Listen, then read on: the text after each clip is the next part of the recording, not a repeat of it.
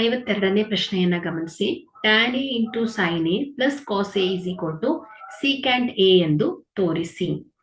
ಇಲ್ಲಿ tan a into sin a ನ secant a ಎಂದು ಸಾಧಿಸಬೇಕು.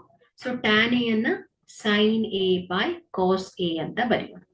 Into sin a, so plus cos a ಇದೆ ಅಲ್ವಾ, so plus cos a.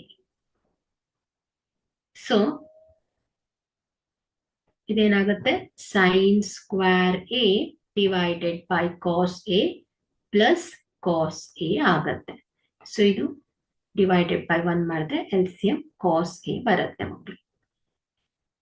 Hole divided by sin square a plus 1 into cos a. So cos a ಅನ್ನ ನ್ಯೂಮರೇಟರ್ಗೆ multiply ಮಾಡಿದಾಗ cos square a ಆಗತ್ತೆ. Is equal to sin square a plus cos square a divided by cos a. So trigonometric identity sin square a plus cos square a ಏನಾಗುತ್ತೆ ಮಕ್ಕಳೇ, 1 ಆಗುತ್ತೆ. So 1 divided by cos a.